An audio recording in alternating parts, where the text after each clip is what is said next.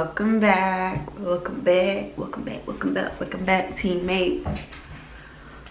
So today I'm gonna be telling you guys a story time, as you can see by the title, about how my lung collapsed, not once, but twice. So it started last summer, July 8th to be exact. It was a Sunday. And that Sunday, I went to the mall. I had like a very super normal day. I went to the mall, bought some stuff, bought some new shoes. I think I bought some new shoes. I either bought myself some new shoes or my niece. It was a very good day. And then I came home, proceeded to get ready for work. Like I was about to, take my shower, figure out what I was gonna wear the next day, and whatever. So I was on FaceTime with my friend, right? And literally I remember getting up from the couch in the living room, and I remember walking over to the blinds to close the curtains, and all of a sudden like my back just kind of started hurting. I was like, oh, that feels weird. I didn't pay it no mind, it's just a little pain or whatever. So then I walk down my hallway to my room. I get in my room, and I lean back on the bed. And then I was just sitting, talking, probably about 2 minutes passed by. And all of a sudden I get this really, really, really, really bad pain in my back. Like my back just started tightening up so bad, it's like I couldn't even move. All I could do was just sit back. If I tried to sit up, it hurt really bad. If I tried to move to the side, it hurt. I couldn't do nothing but just sit there. And then I was like, okay, this is something different. And I was like, in my head I was thinking maybe it was gas. I was on the phone with my friend now, on FaceTime. She was thinking this gas, whatever, nothing was wrong. Then all of a sudden I felt myself like having a hard time breathing, like, just shortness of breath. It wasn't nothing major or whatever. And so I just was like, I can't really breathe. And then my friend was like, just calm down, like you're fine. It's just probably gas, built up gas in your back and stuff like that. And I was like, yeah, you're right. So my chest was just very, very tight, right? Like my chest and my back were very, very tight, more so my back. And so finally, after I laid there for about 40 minutes, it kind of eased up. So I was like, it eased up enough for me to be able to stand up. So I remember trying to stand up and walk over to my dresser, from my bed to my dresser, to try and wrap my hair up to get in the shower. And it was just so painful. And I was just like, man, this is weird. But so I get ready for my shower and I go to the bathroom, turn the shower on. I get in the shower. Literally about 2 minutes in, all of a sudden it's just like my breath was just completely taken away from me. I don't know if it was the steam that did it, or like I really don't know, or if that's the point where the lung was actually like fully like collapsing. But I just could not breathe. I was just in the shower like trying to catch a breath. I was like freaking out because I really couldn't catch a breath, and it was hard to breathe in that steam. And at that point I just started crying and freaking out. And so then I just turned the shower. I remember turning the shower off. I got out of the tub and I just sat on the ground and tried to catch my breath. And at that point I was like, okay, something is wrong. Like something is very, very, very wrong. So he comes home. We wrap up my niece and my nephew. We all get in the car. Whole time holding myself like this, whole time. Like this. And I'm like, it really hurts to take a deep breath. I was like, I really can't get a full breath of air and whatever. And the whole way there, I remember my daddy being like, it's just in your head. It's just in your head. You're fine. You're fine. I'm sitting here like, no, I really can't get a fresh breath of air. And we're kind of like giggling it off because I don't know if that was nervous energy. I don't know if like we really thought I was just playing around or BSing or whatever. But the whole way there was probably probably took us about 40 minutes to get out there to the hospital. And the whole time my dad said, it's in your mind, it's in your mind. I kept saying, no, Dad, I really can't breathe. He goes, if you're talking, you're breathing. If you're talking, you're breathing. And I was like, all right, whatever you say. So then we get to the hospital. They do all that, check you in stuff. Then they sent me over for an EKG and a chest x-ray. They put you in the room, you wait around and blah, blah, blah, blah. EKG came back fine. And then that, like, when they told me that, I was like, okay, well, I started feeling kind of relieved. I was like, well, maybe it really is this bad gas or whatever. And she was just asking me questions. And I was like, everything was fine. It just randomly happened. And then we're sitting up in the room waiting for my chest x-ray to come back. And when the doctor came in, he was like, you have a pneumothorax. And I mean, me and my dad were like, so what's that mean, right? He laughs a little, he goes, so it looks like your lung collapsed. All I remember is me and my daddy looking at each other, and when he and I started laughing like it was funny. But I think what was funny was like, he thought it was all in my head. I thought maybe I was just exaggerating, but no, I wasn't exaggerating. And the way he described it was, good thing you did come, because if you try to work through those, and they, you know, it compresses. And he was like, after a while, it would have started putting pressure on your heart. And I was like, sheesh. And he goes, and that's when you have a problem. And I was like, oh my God. So then in my head, I was like, okay, my lung collapsed. Like, I remember saying, are you serious? Are you joking? He goes, I'm not joking. He said, I'm just as shocked as you.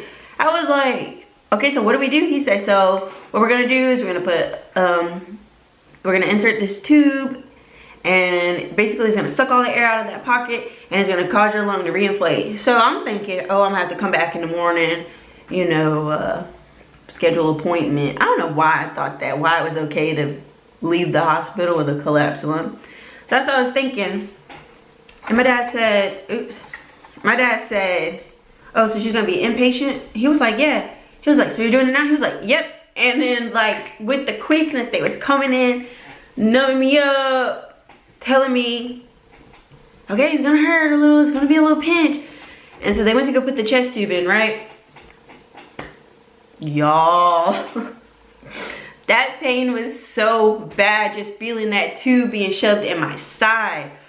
Ooh, like you could just hear it and feel it. And I just remember being like, ah, like that type of deal. And then the girl said, you're doing good, you're doing good. I just was not expecting all that to happen right then and there. And I finally, after I threw up the medicine, I guess I was just so worn out that I finally got to sleep, right? So then I remember waking up probably around like, I want to say maybe 5 a.m. And the surgeon, who well turned out to be my surgeon, he comes in. His name is Dr. Chow.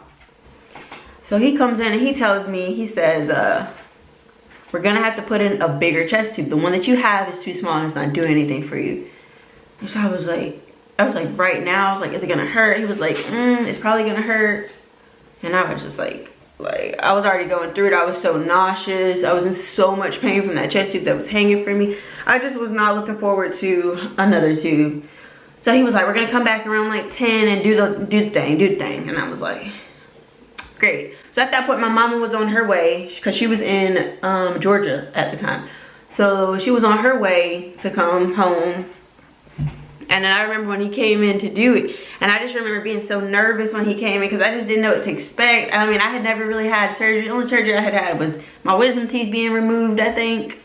And I don't remember none of that. You be so doped up, you don't know nothing that's going on. And so he comes in, he numbs me up, and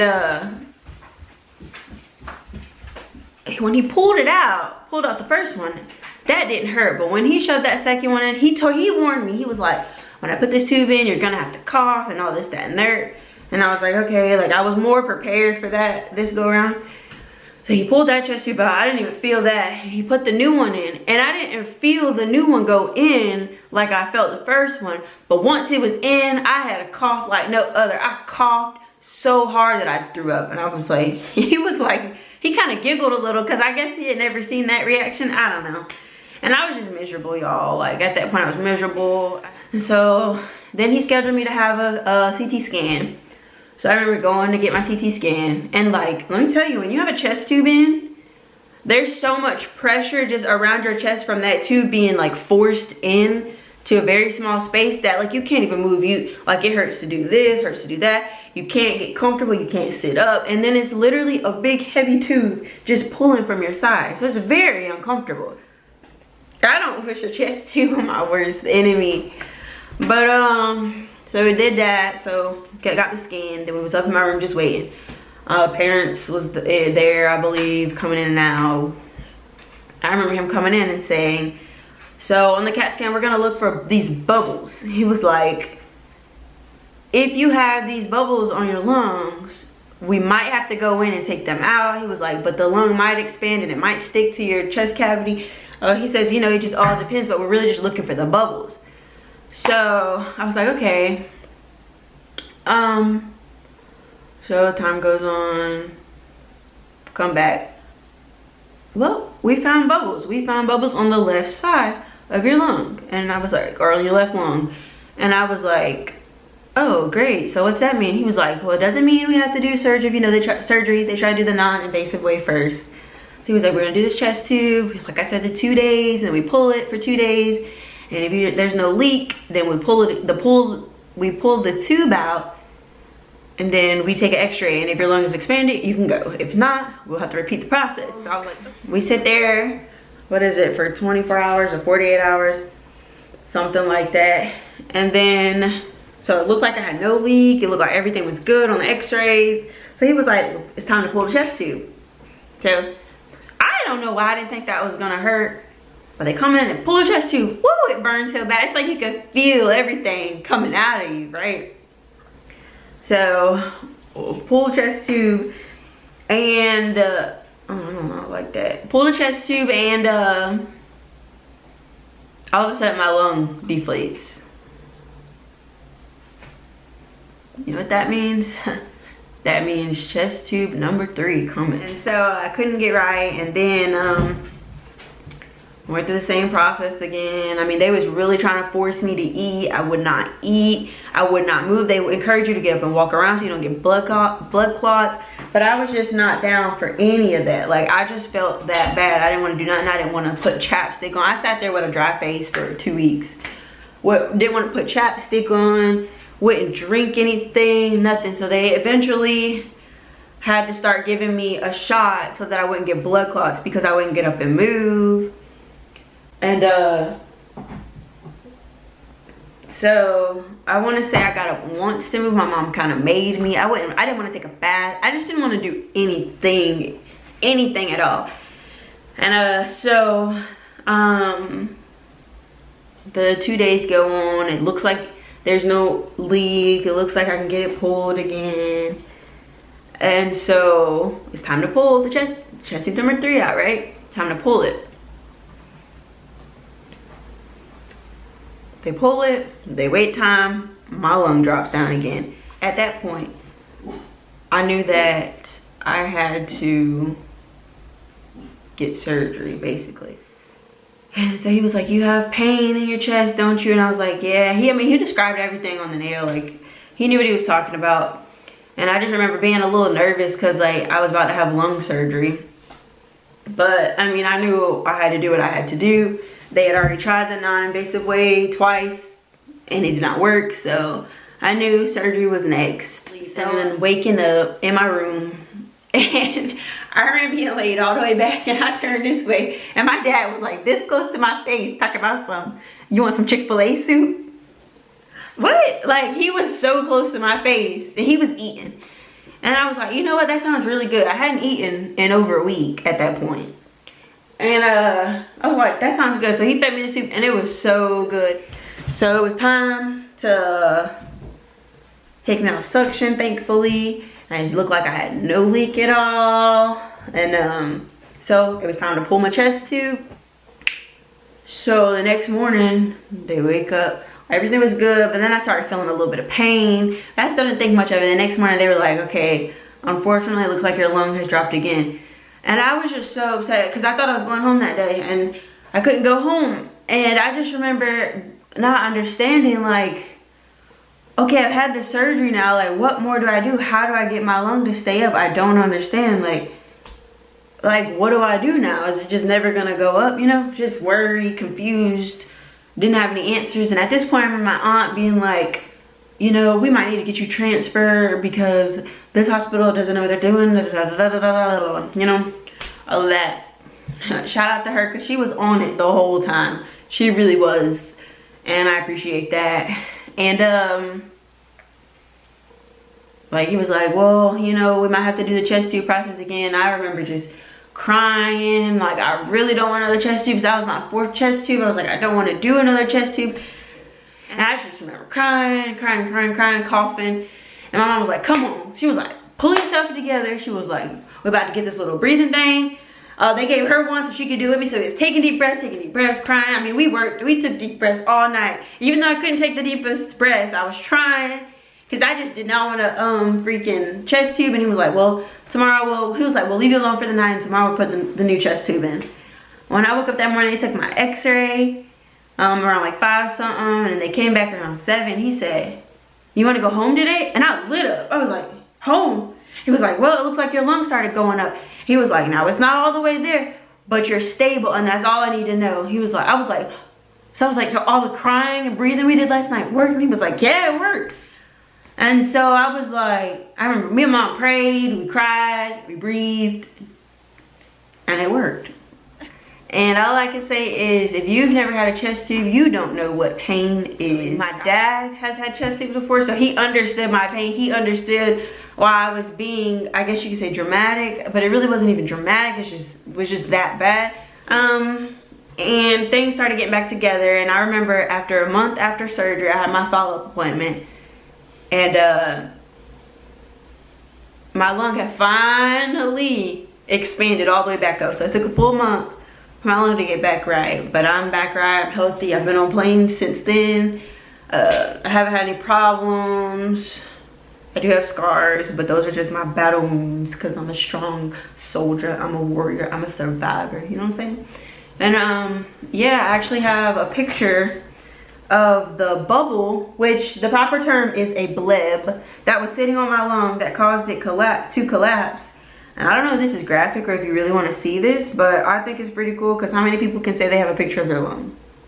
A clear picture of their lung. So I'm going to show you guys. This is my lung. This is my lung. And this is the bubble. Like an air pocket. Like it's literally just a bubble full of air that was causing my lung to collapse. So my lung couldn't expand all the way up to my cavity wall, which was all of this. And that's what was causing it to collapse. But yeah, I don't wish it on anybody. It's kind of crazy. I had lung surgery. But I'm here, but I did want to show you guys my scars because I don't know, people like to look at stuff like that. So these are my scars. This is where 2 of the chest tubes came in.